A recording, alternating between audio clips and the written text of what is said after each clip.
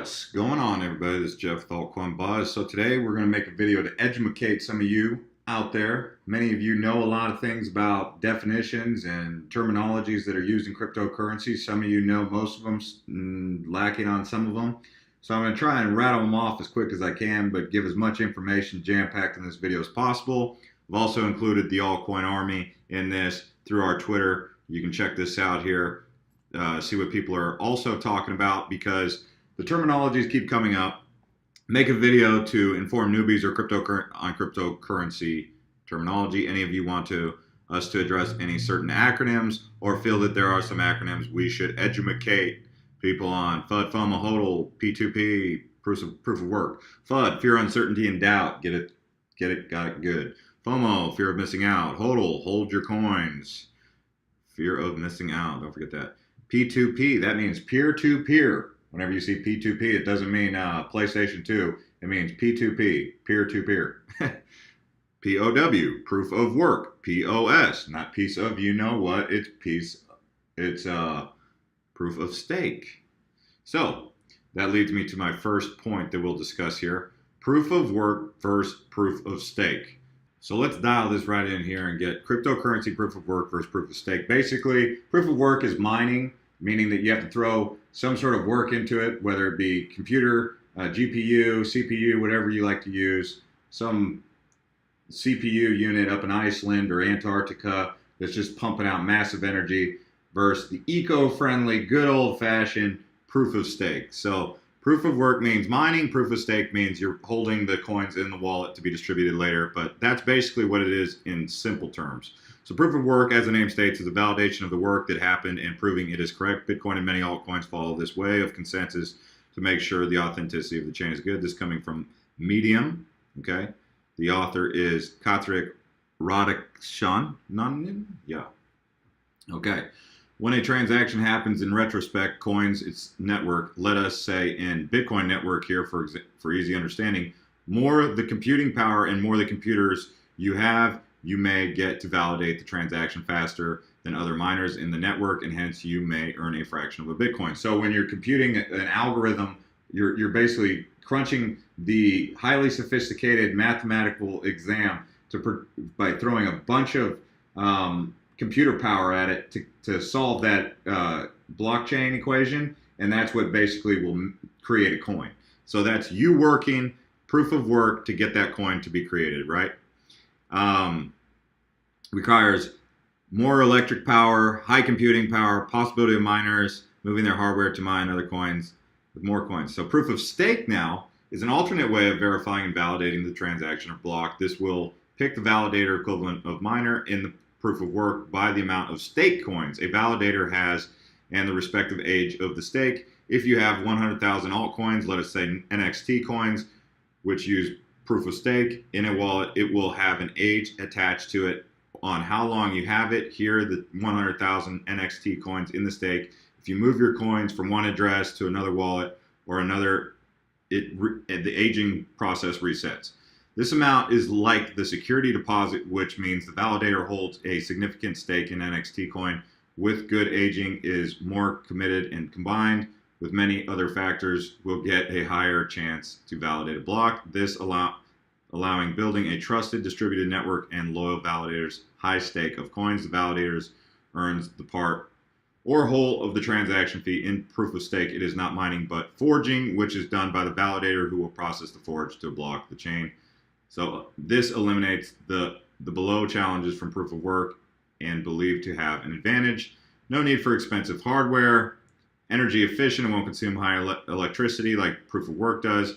More loyal validators, less transaction fees, and faster validations. In proof of stake, each validator owns some stake in the network, either in the case of the Ethereum that they bond. Bonding stake means you deposit some money into the network.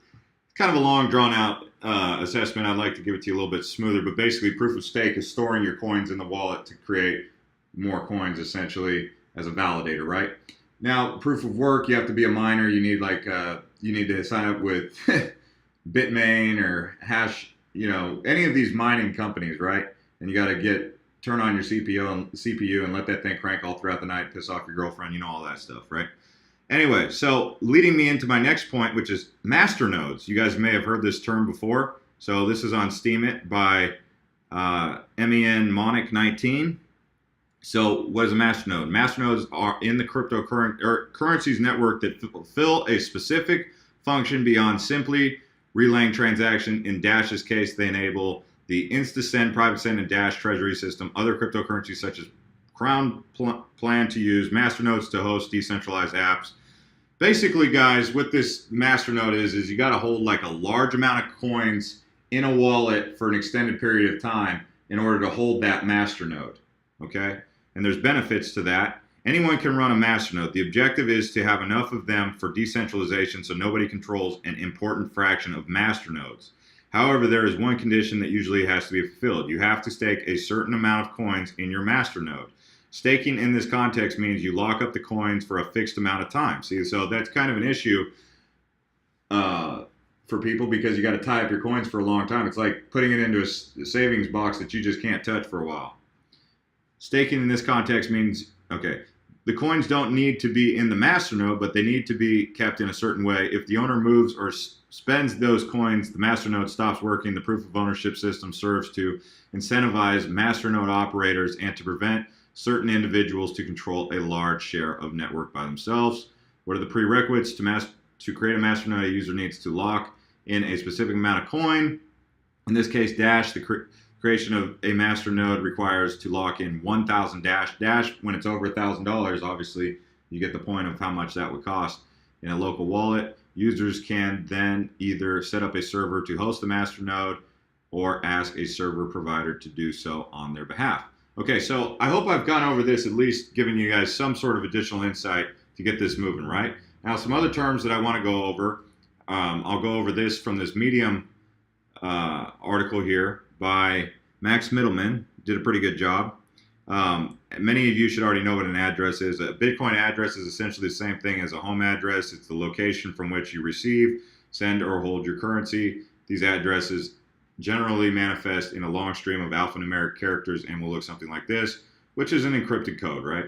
A wallet address is the public portion of the encrypted necessary for a holder to accept and verify a transaction. So if someone says the public address, I think you guys get the point. You got to copy this and paste that where it says that. If it's a private key, it's a lot longer, but that's different. Do not ever send your private key to someone who's asking you for your address.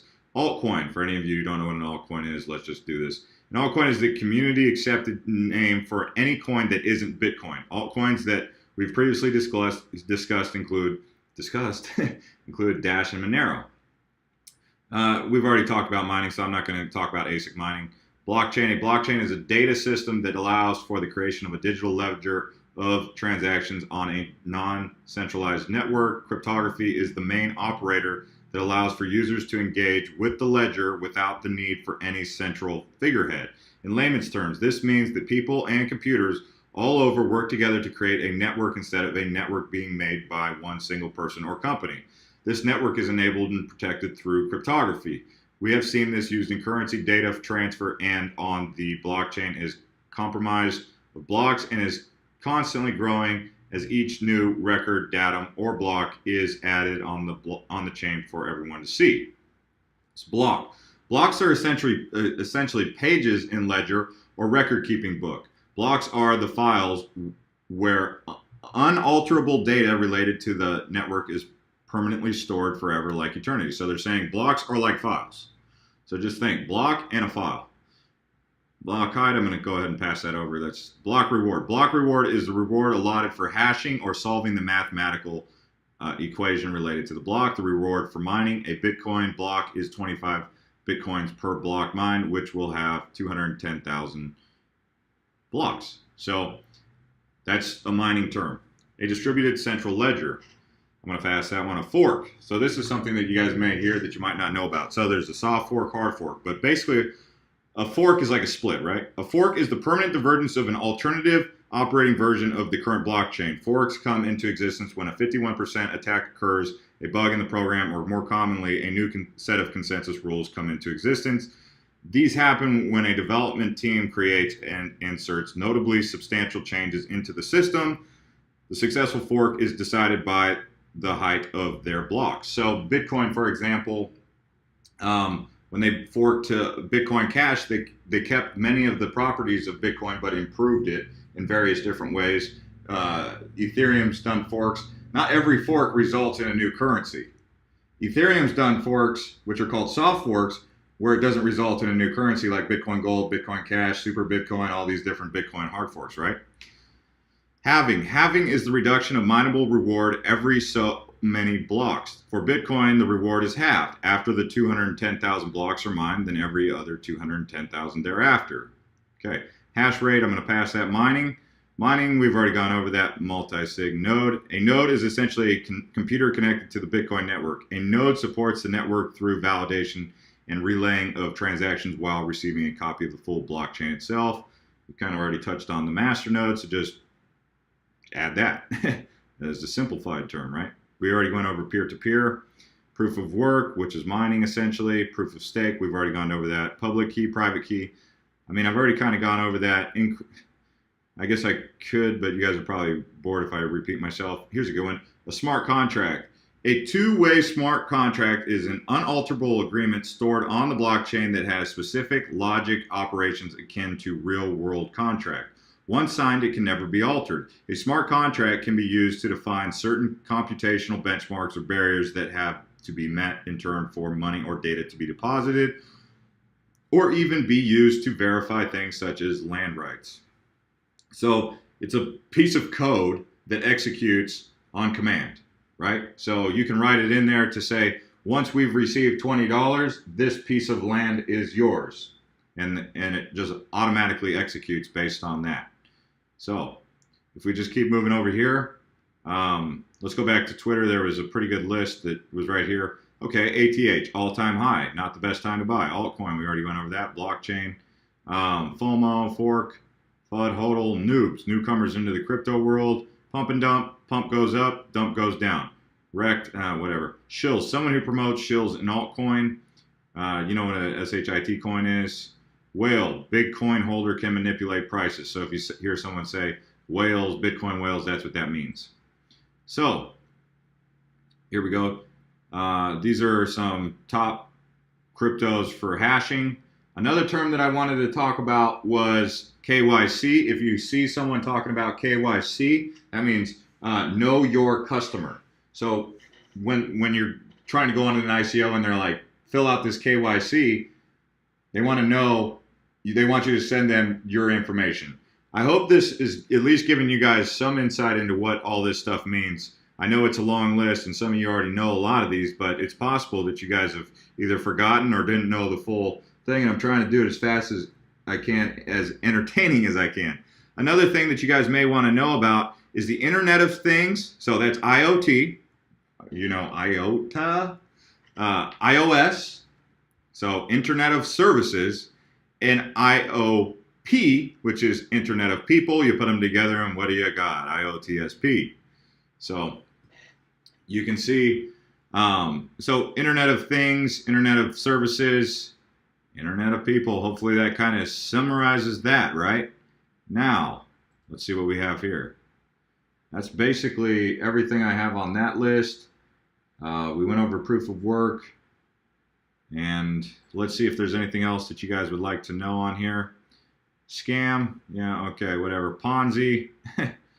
Ponzi is basically where there's somebody at the top who benefits at the top of the pyramid and everyone else kind of builds out like a pyramid down, down, down. And eventually the people at the bottom are the ones who, there's more of those people at the bottom than there are at the top. And those are the people that kind of end up losing their money, is basically. What is 2FA? 2FA is two-factor authentication. So when you're signing up for an exchange, if they're asking you, that's basically Google Authenticator. Yep. So 2FA, two-factor authentication, that's your Google Authenticator app. So go on to Google App Store or the Play Store and download that. ICO, is it a token or a coin? Okay, an initial coin offering. An initial coin offering is basically synonymous with IPO, initial public offering in the stock world. ICO means that it's open to crowdfunding. So they'll usually open it up to investors like firms or high-level investors before they open it up to you, the people, if you're even allowed to go through that. But typically because of KYC, know your customers, and the SEC, the Security Exchange here in the United States, won't allow it. Satoshis. So Satoshis that's a great question. Satoshis is that alternative to dollars or pennies that you see, dollars that you see on coin market cap, those other numbers on the right side of the graph. If I had it pulled up, I would show you, but I don't have it pulled up, coin market cap right now. But here, volume precedes market cap. Okay. I'm not going to talk about that. Fork, we've talked about that. Segregated witness, we've kind of touched on that. That is SegWit, decentralized. That means that no one person owns it. Blockchain, smart contract, masternodes, we've touched on that. So we've touched on these. MACD, moving average, convergence, divergence, trend lines help determine bull, bear trends. Moving average price, okay, support. So support is where selling pressure overcomes buying pressure, resistance, buying pressure overcomes selling pressure, sure. But that's basically, he's talking about how to read charts. So thank you for that, man. If you guys want to go onto our Twitter, you can find this also. But really, fork, bear, okay. Okay, so we already touched on fork. Bear is when the market is going down, and bull is when the market is going up. So if someone says the market is getting bearish, that means the market is slowly but surely losing market capitalization. If it's going up, it's going up. So don't tell what Moon or Lambo means. They'll be better off not knowing. Yeah, Lightning Network is too long of an explanation. I don't know. Yeah, I mean, it makes transactions faster, but to go into a Lightning Network discussion, that's almost a full video. Blockchain I watched on Ivan on Tech showing how to build a blockchain, then went to show any changes. So check out Ivan on Tech if you want to get that. Do your own research is DYOR. So if you see that acronym, thank you for putting that out there. Maybe you guys should get your army to buy and hodl some actual Bitcoin. Without it, the market will go nowhere. Jeff Johnson, that's not me. But, I mean, yeah, I've talked to people about buying Bitcoin in their last video, and people were saying, oh, it's a shitcoin. Anyway, token versus coin. We went over this in a video earlier, but tokens are coin or cryptocurrencies with additional utility. Coins are actual cryptocurrency. So, like Omise Go is not necessarily a cryptocurrency. It's a cryptocurrency with an additional utility, and it's built on the Ethereum coin. Or you would have something built on Neo, like gas, built on Neo blockchain, or Cardano or Lisp when they come out with stuff. ICO and Telegram scams. Yeah, we're not going to go over all that.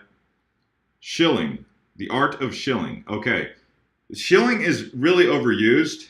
It's I don't even think people are correctly documenting it. It's kind of like FUD, like some words that really young people like to use consistently, like as if they just like discovered the word. And you know, like when you're a young kid and you learn about a new word and you just want to use it all the time, like a cuss word. That's kind of how young people use shilling, scam, and FUD. Everything is a scam, everything is FUD, and everything is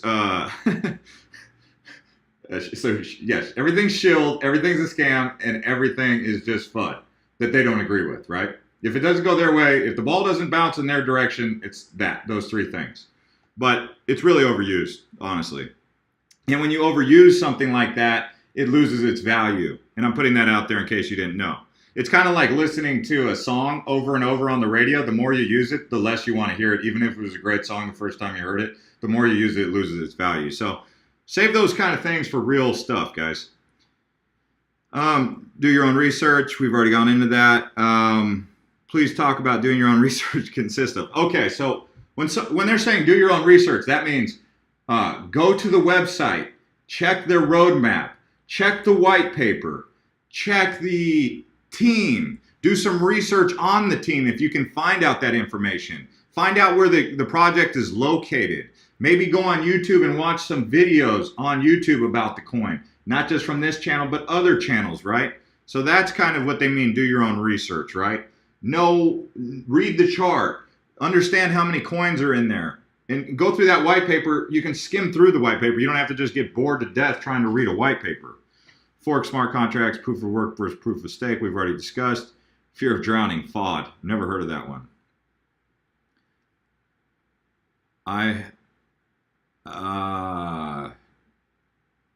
CME. That's the Chicago. That's the Chicago Board of Exchange, Mercantile Exchange. Chicago Mercantile Exchange for futures. So futures, when they say something like futures, they're talking about a contract that exists that predicts the direction that Bitcoin will go. If they say the futures, so when someone takes out a contract, they're either saying Bitcoin's going to go down or it's going to go up. And they do that at the CME. So futures market. Okay, but that's a whole nother video on itself, but that's what CME is. Can you talk about BitGrail? What is staking versus in coin versus token? Okay, we've already talked on those things, but that's a good question. I hope we answered it for you. Because I could see why people were wondering that. Have a strong mentality, think like a businessman. Okay. Yeah, don't get your feelings overwhelm you. That is so important. These people who get caught up in the fanfare get emotionally attached to things. It's like having a girlfriend all of a sudden. It's like they love it. And if you talk bad about their girl, they're like, don't talk bad about my girl. I'm going to shank you. You know, that's kind of how they get. KYC, we already touched on that. That's a good one.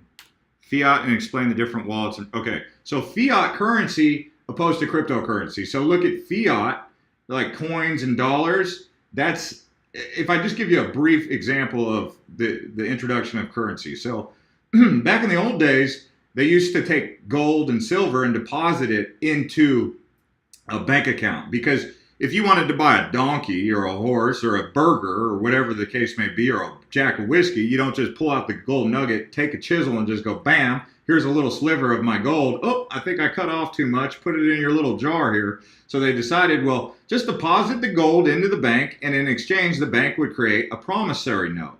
That is basically the first paper ledger dollar or fiat currency that ever kind of came into creation. But that was like the very beginning of it. And then they created a fiat currency that is basically coins and dollars. And each country has its own fiat currency.